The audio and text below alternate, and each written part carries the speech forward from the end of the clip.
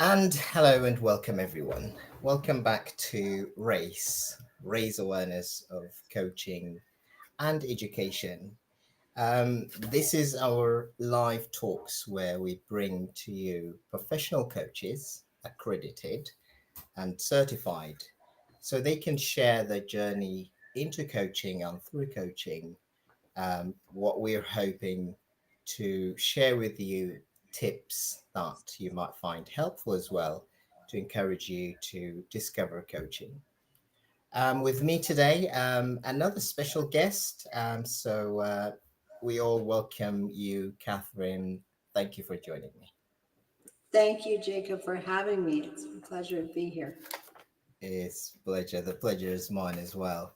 Catherine, would you please start it off by telling us a little bit about yourself?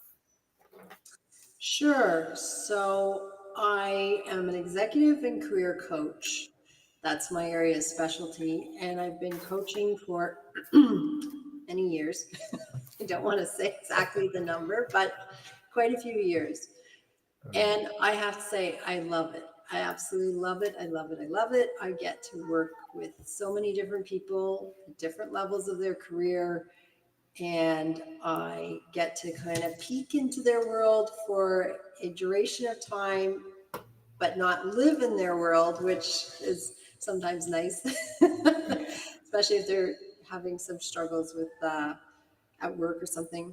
And so yeah, that's what I do. My background originally was in human resources, so I kind of slid into coaching that way. And I am based in two locations, both Toronto area and Montreal area. So I kind of go back and forth. Right. And interesting when you said, peek into the world of others without living in it.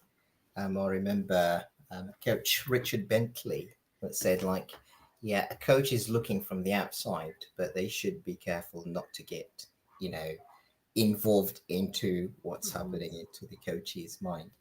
Um, so, Catherine, we would like to know, how did you either discover or were introduced to coaching? Right. So what happened was when I was in human resources, I was always finding myself to be coaching, whether it was my own staff or peers of mine or even my bosses.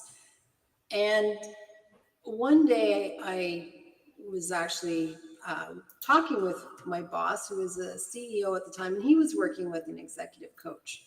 Right. And I asked him what his experience was like working with her. And he said initially he hated it because it had been mandated by his boss. So he Yeah. said, his ego kind of got in the way of it and was kind of like, why do I need a coach? I'm already a successful CEO.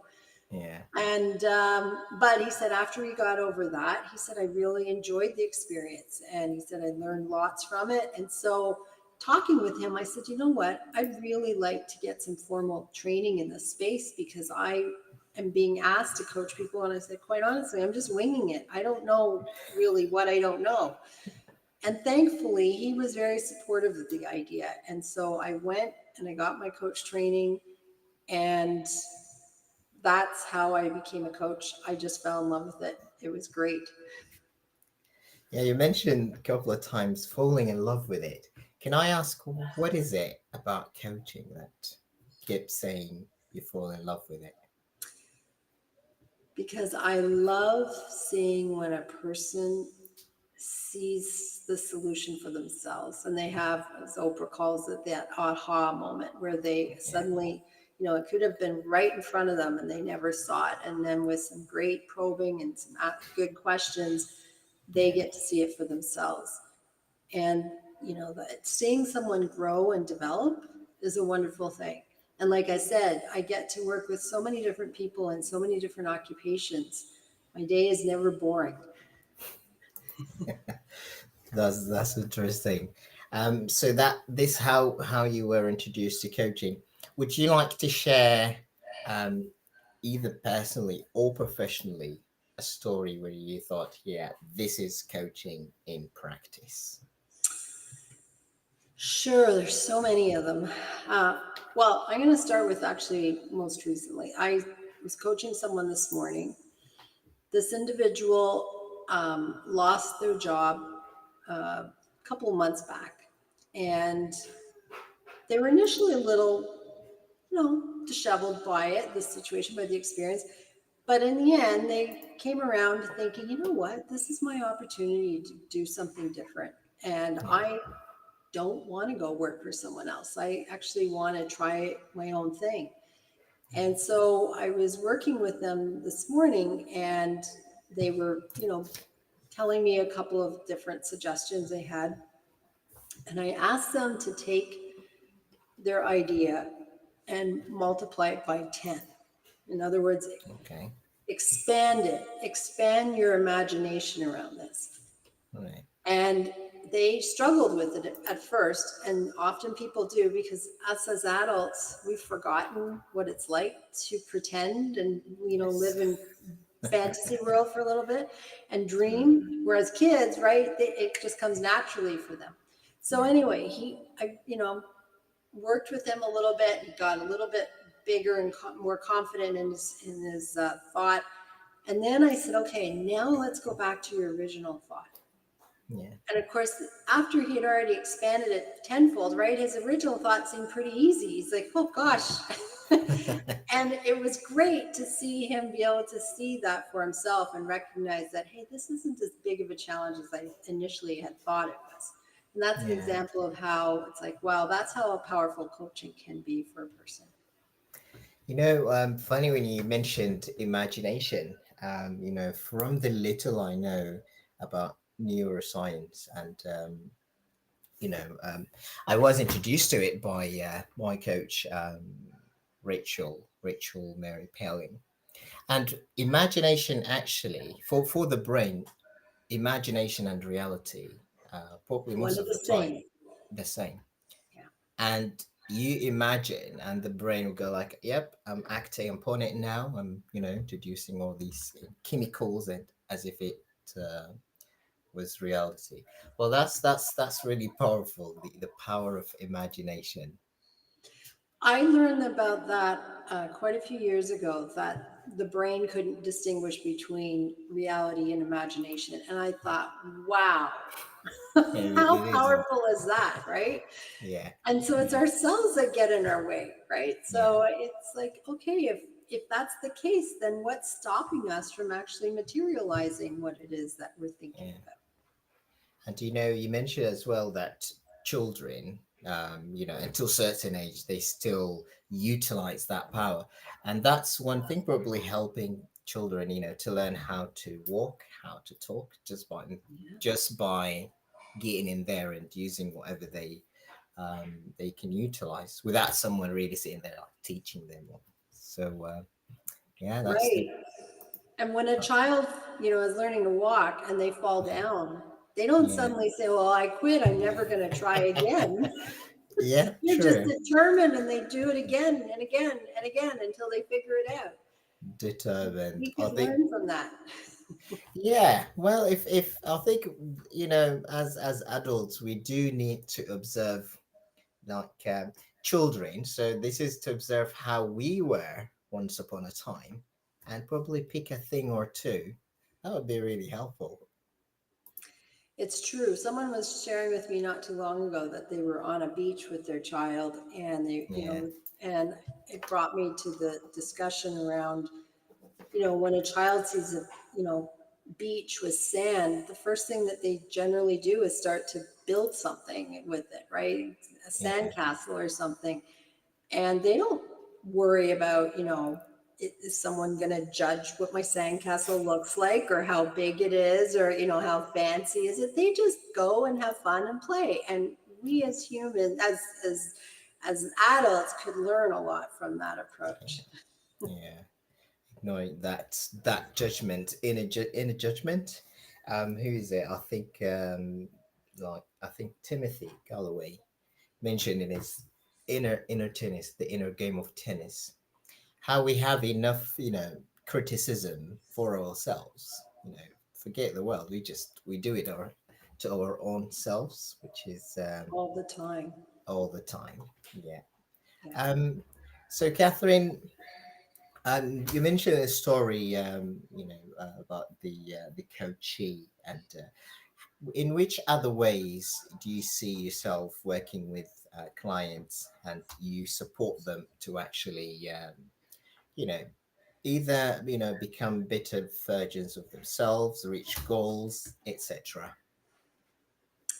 So, as a career and executive coach, I support a lot of ambitious women and Yeah, men, for that matter, yeah, and um, it's helping them gain sometimes more clarity, more confidence, perhaps, in an idea that they might have or a suggestion, and also to help them find their purpose or help them find that vision that they're working towards.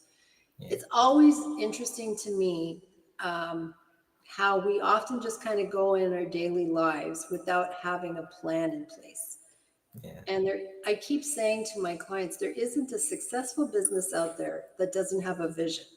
So yeah, why do we not have our own personal vision? What are we striving towards? Because if we don't have that, it's kind of like getting in our car and not having a destination to go to, right? And it's yeah. like, well, which direction do you go? Do you go left or right from your driveway?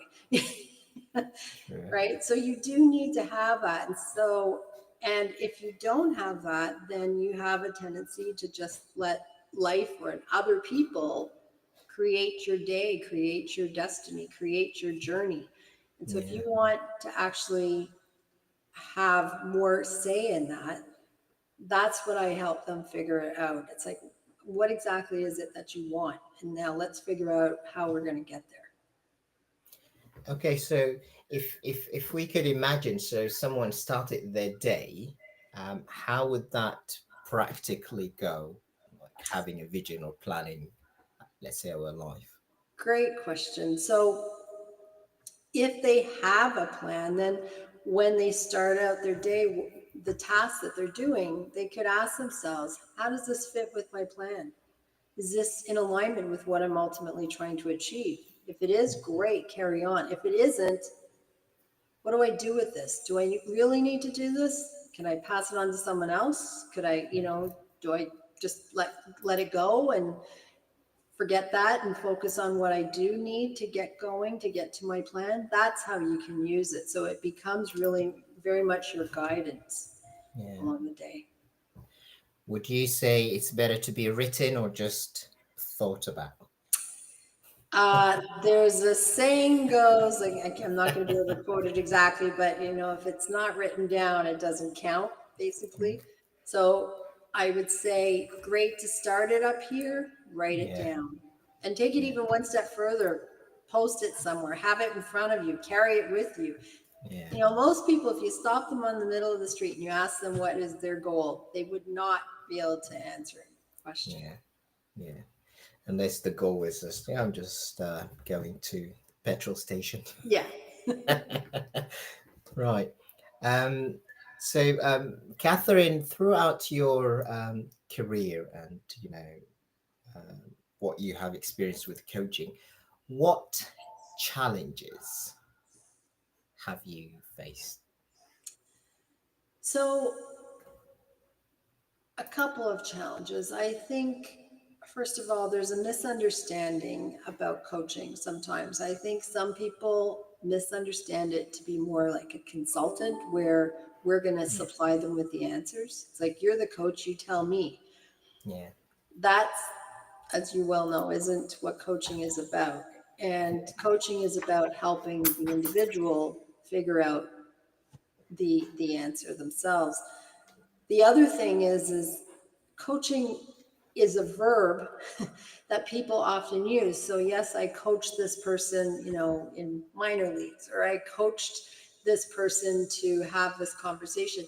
That's not really what coaching is. That's, yeah, the use of the verb coaching, but it's not actually what a certified coach does. So yeah, sometimes that's a struggle for people to understand.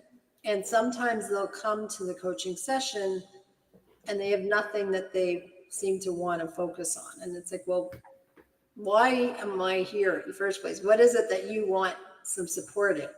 Yeah. So, that we can kind of work through, but it's getting them to understand that no, I don't have all the answers. You Yeah. actually have the answers. I'm Yeah. helping you to try and figure out those answers. Yeah.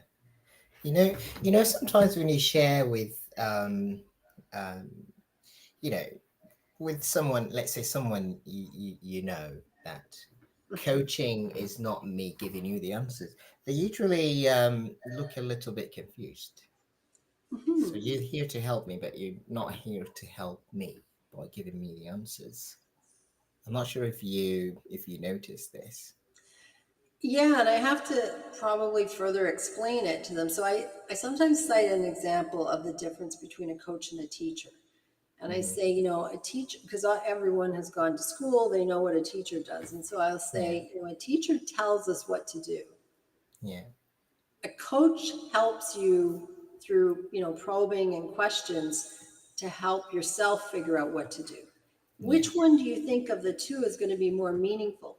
Something that I tell you to do or something you figure out for yourself to do? And then, of course, they realize, oh, yeah, it makes more sense if I figure it out for myself. Yeah. Yeah. And yeah, it goes. The saying goes as well that nobody likes to be told what to do. Right. Yeah, exactly. Exactly. And I'm Yeah. probably right up at the top of that list. I don't think. Yeah. So, what else? What other misconceptions we can think of when it comes to coaching? Well, earlier days when coaching was kind of new to many people, I think they almost felt like if you had a coach or you were working with a coach, there was something wrong with you. And I'd like to think that that has now shifted. But I still think there are some people maybe that still think that, oh, you know what, I can do this on my own. I don't need Yeah. someone else to help me. Yeah. And if they could only see how much beneficial it could be working with someone, Yeah. because if you're a driver, you know that there's such things called blind spots, right? Where the True. vehicle is too close to the object to be able to Yeah. see it. And it's Yeah. in that zone where it's a blind spot. Well, the same thing happens to us. We as individuals have our own blind spots because we are too close to it. And that's where a coach can come in, and because we're not as close to it, we can see it almost instantly. It's like, hey, you're about to back up on, hit that post over there. It's because we have a different perspective, a different angle. And that's how beneficial it could be working with a coach. Sure, you might eventually get there yourself, but you could do it so much faster potentially and easier if you're working with a coach. I love it. I really love it, and I'm asking permission to use it. I Oh, refer to yes, you as the by all blind means. spots. That is absolutely brilliant. Yeah. Right, and Catherine, Hmm. I have recently learned that you um, you're an author. You've got a book. Would you like to tell us a Do. little bit about it? There it is. Sure, thank you. It's called Let Go, Let's Go. Yeah, So it's aimed for individuals who have lost their job. yeah, And the first half of the book talks about, kind of getting over the emotional part of losing one's job. And again, your ego tends to get bruised along the way when that happens. yeah, So, how to release that and let it go. And then the yeah, second half talks about, okay, now that you've released that, let's go. Let's, move forwards. Let's figure out what do you want to do going forward? How do you do it? How do we get there? So it's more of the tactical steps. And the reason I wrote the book is that I work with a lot of people who have gone through career transition, and it's not yeah, easy. I myself have also gone through it a couple yeah. times in my lifetime. Right. And I wish I had a book or a coach to work with me at that duration time, because I always say no one should have to go through a job loss on their own. Yeah, It's much it is very much an up and down process.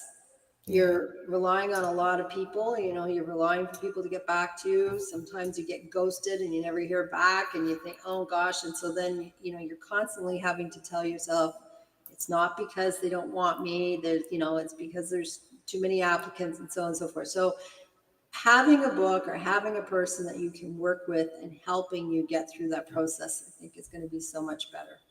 Yeah. Yeah, I was going to ask you the reason you decided to write the book, but I'm going to shift the question a little bit because you said you've worked with a lot who lost their jobs, and you yourself, what was that final push and final straw that you thought, you know what, I'm going to sit down and get this book done? It's a great question again, Jacob, that you came up with.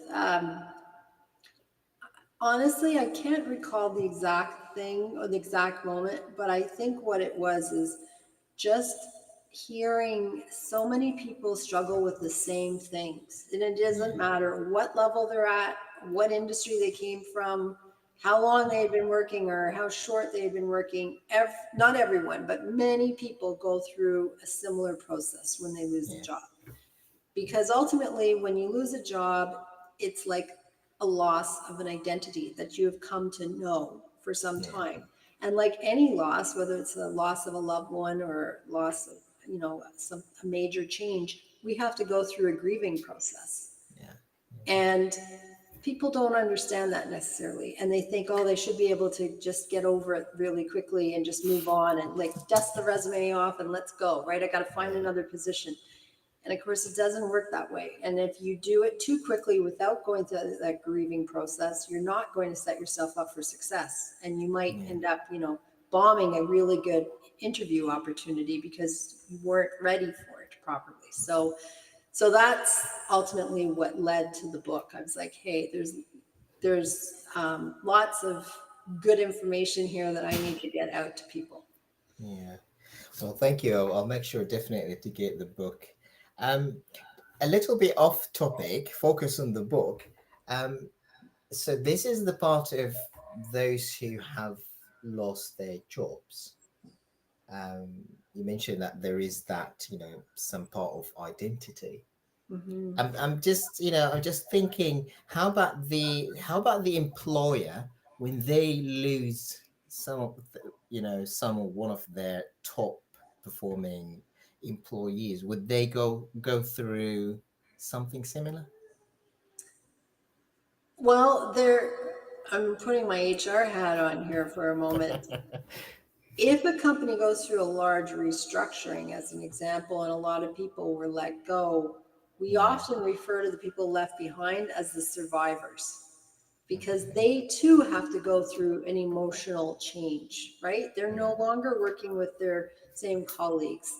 Yeah. Um, they too may be sitting there going, oh gosh, when am I next, right? Like, okay, I cleared that layoff cycle, but there's going to be probably another one. And so insecurity can creep in and productivity usually dips as a result. So the whole organization, if depending on how many people or how impressive the individual might have been that was let go or left the organization, also has to go through a similar transition. Yeah. Would you like to share with us one tip from the book? You mentioned one, probably we add another one to it, just a peek into the book. Sure. One of the things that often happens when a person leaves, especially if it's very quick and Yeah. unexpected, is um, the people that are still remaining in the organization often reach out and want to connect, or they want to go out for dinner, or they want to meet up for drinks or something like that. Okay. And I often suggest to the person, give yourself some space. Yeah. It's great that they're wanting to reach out and see how you're doing and connect with you and say, yes, absolutely, love to do so. Yeah. Just, I will be in touch as to when. Yeah. And give yourself some space because they're going to, want to know what happened and why did it happen. And it's going to be very raw for you as well. And you're not really going to want to hear about everything that's going on in the company after you left either necessarily. So Yeah, I just recommend give yourself some space. And then in time, when when it's not as raw, then reach out to them and say, hey, I'd love to catch up. lovely. Olivia, I'm going to note that down as well. Sure. Um, we are almost there, Catherine. Heading to the 30-minute window. What would encourage one line sentence? What would encourage people to who have never experienced coaching to go ahead and try One line, huh? it? The line could be a little bit stretched out, but that's okay. Well, I want to say, what do you have to lose? I mean, okay, it's an investment in yourself. You have to look at it that way. It's an investment in yourself. Yeah, So if you've invested in anything, why wouldn't you consider investing in yourself? I like it. Investment. That's very good. Catherine, any final words before we say goodbye? Uh, I think coaching is a wonderful thing. I think anyone can benefit from it. I too work with a coach from time to time. I think it's valuable. Um, One thing I would suggest is when a person is seeking out a coach, make sure that they're certified. The International Coaching Federation is a great accreditation that oversees coaching. So Yeah, you just because there are lots of coaches out there, some lots amazing ones, some not yeah, so amazing ones. So if you're going to invest in yourself, you want to make sure you find someone that is certified. And other than that, have some fun with it. It right. should, when else in life are you given a full hour dedicated completely to you? Yeah. So find it's an investment. You've heard it, everyone. It's an investment that really, and I could speak out of personal experience as well. So it's an investment. Find yourself a certified coach. We could go longer on this bit, but we might leave it for another time. And finally, enjoy it because yeah, that's another key point. Catherine, thank you very much. Thank you, Jacob. It's been a pleasure. Thanks very Pleasure. much. A pleasure is always mine. Thank you. Until we see you again. And thank you, everyone who is watching and those who might be watching afterwards. You have seen on the screen how you can reach out to Catherine and Catherine, the certified coach. So that's your chance. Thank you very much and goodbye.